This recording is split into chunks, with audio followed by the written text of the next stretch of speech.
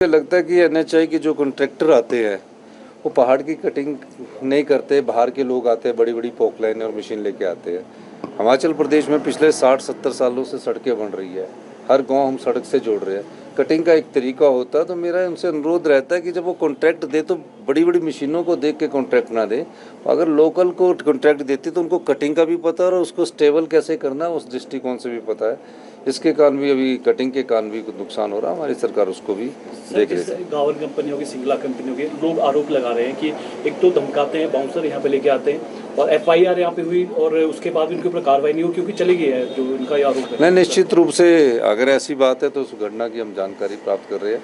हमने कमेटी बनाई है और निश्चित रूप से इंजीनियर्स जो हमारे एएनसी है उनकी भी हम ड्यूटी लगाएंगे कि उनको उनसे बातचीत करके आगे बढ़ा जाए। मंडी जिला में बहुत सारे स्कूल्स भी उनको नुकसान हुआ है, कमरे में मलबा घुस गया है, तो बच्चे कहाँ पढ़ेंगे? वो जो बच्चे हैं, देखिए, तबाही का तो ऐसा आलम है कि अभी शुरुआत है।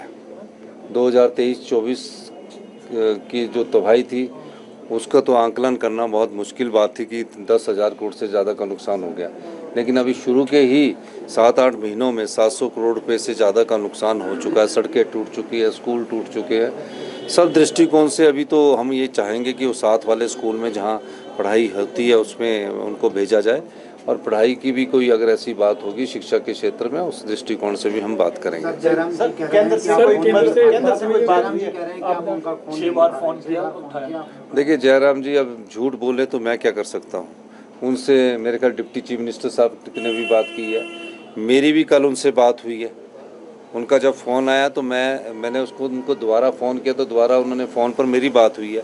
मैंने डिप्टी कमिश्नर को बोला कि उनसे बात कीजिए, डिप्टी कमिश्नर ने भी उनसे बात की है, एएनसी साहब ने उनसे बात की है और उनको बोला है कि अगर आपको हेलीकॉप्टर की सुविधा भी है तो हम उनको उनके क्षेत्र में हेलीकॉप्टर की सुविधा भी उपलब्ध करवा रहे हैं। सवेरे डिप्टी कमिश्नर को बोला, आज मैंने अखबार में पढ़ा, बड़ी विचित्र बात है, मेरी कल उनसे बात हुई है और पूर्व मुख्यमंत्री हैं, उनके मुंह से अगर ये झूठ बोलना है राजनीतिक रोटियां सेकने के लिए तो वो बोलते रहे, वो उनका कर्तव्य है।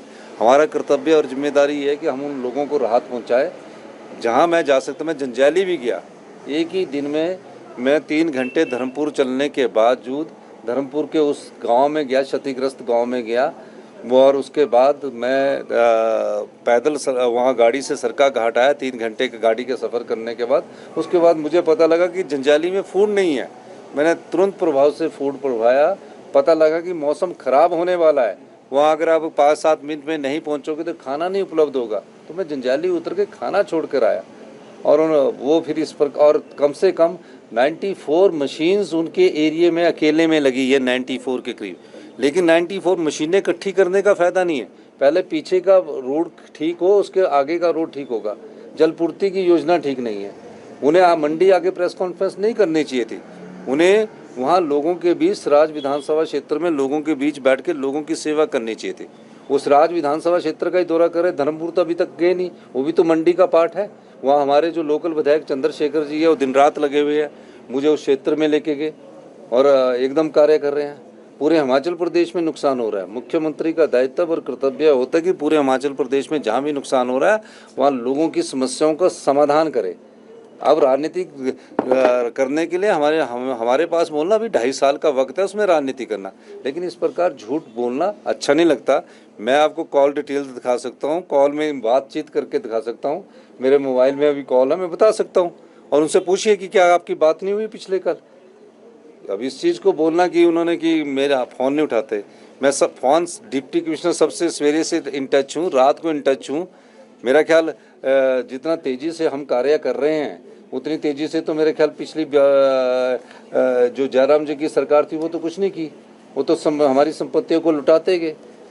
आज अभी मैं डिप्टी चीफ मिनिस्टर साहब, टेक्निकल मिनिस्टर साहब और हमारे विधायक डिप्टी स्पीकर साहब, हम सब ने आपदा पर चर्चा की और चर्चा करने के बाद पूरी स्थिति का आकलन किया और हमने ये फैसला किया कि जो रिलीफ कैंप्स में हमारे लोग रह रहे हैं, जहाँ हमने रिलीफ शेल्टर बनाए हैं, उन परिवारों को अगर गांव में किराए का मकान मिलता है तो उन्हें 5,000 रुपया किराया हिमाचल प्रदेश की सरकार पर मंथ उपलब्ध करवाएगी।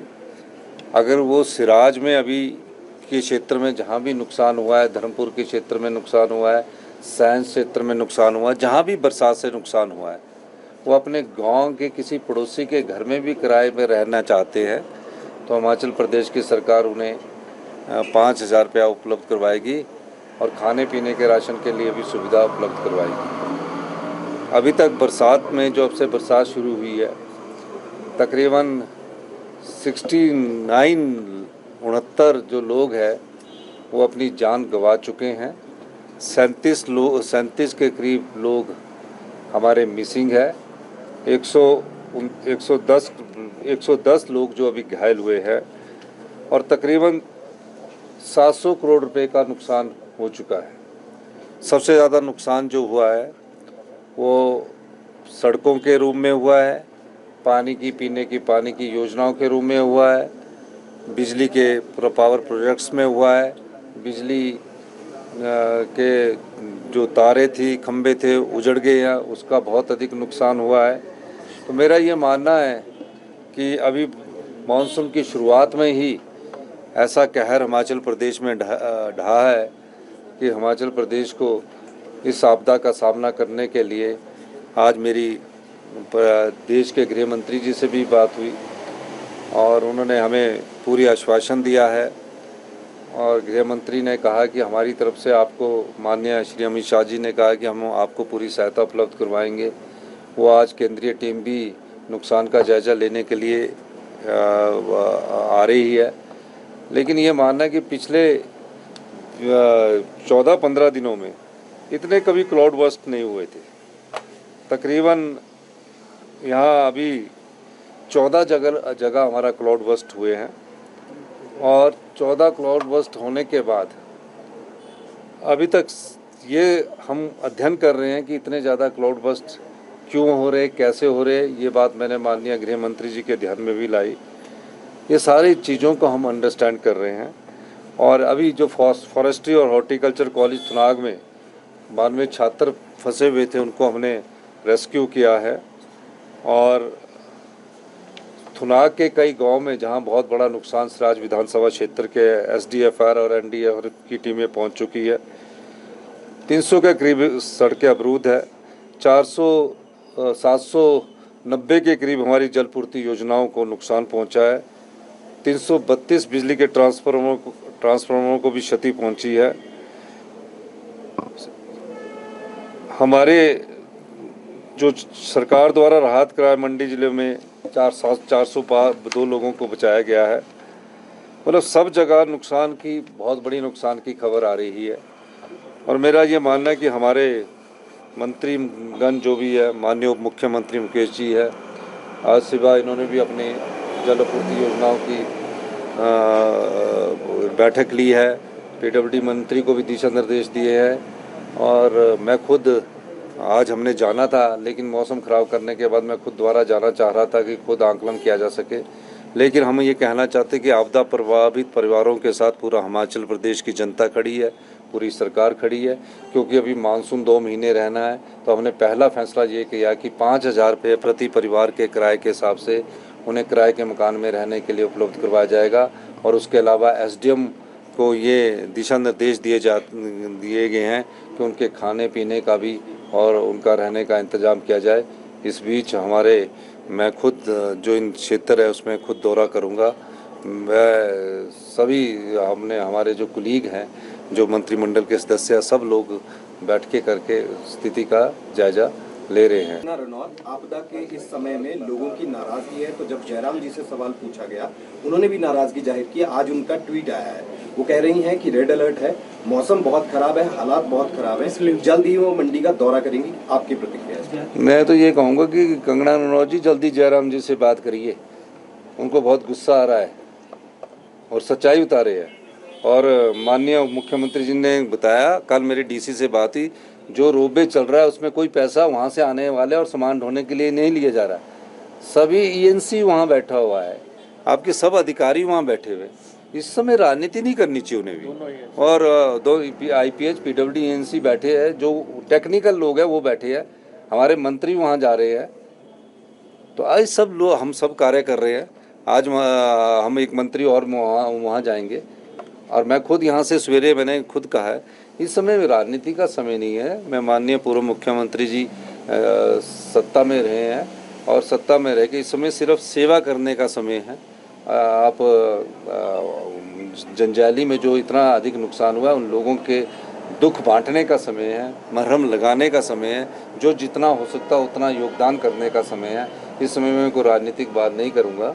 और आप जानते हैं कि मैं तो उनके विधानसभा क्षेत्र में जंजैली में उससे पहले पहुँच गया, लेकिन नहीं जा सका।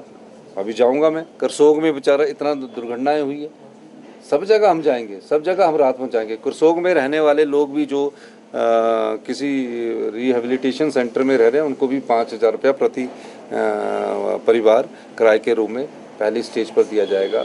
ये मैं कहना चाहता हूँ। सर, केंद्र सरकार से किस तरह की मदद? देखिए, मैं केंद्रीय गृह मंत्री का धन्यवाद धन्यवाद करना चाहूँगा कि उन्होंने बोला कि हम आपको अभी आर्थिक सहायता भी प्रदान करेंगे और हम आपके साथ है। और निश्चित तौर पर जब उन्होंने ये कहा तो हमें उम्मीद है कि हमें आर्थिक सहायता मिलने की संभावना है। सर, मकान के लिए 7 लाख रुपए देंगे या फिर मैंने अभी देखिए, वो तो कैबिनेट तय करेगी। विशेष राहत पैकेज मैंने पहले घोषित किया है। ये सब कैबिनेट में चर्चा के बाद जिन लोगों के मकान उजड़ गए हैं, जिनका पीने के पानी का गिलास नहीं बचा है, वो सब पैकेज के बाद हम सब लोग चर्चा करेंगे। मकान का पैसा भी देंगे, गाय भैंस बकरी जो भी जिसकी भी उस आपदा में मृत्यु हुई है उसका पैसा भी देंगे, जिसका आंशिक रूप से टूटा हुआ मकान है उसका पैसा भी देंगे, जिनकी बेचारों की इस आपदा में देहांत हुआ है उसका पैसा भी हमारी सरकार देगी। और हम युद्ध की तरह इस आपदा का सामना कर रहे हैं। बहुत बहुत धन्यवाद।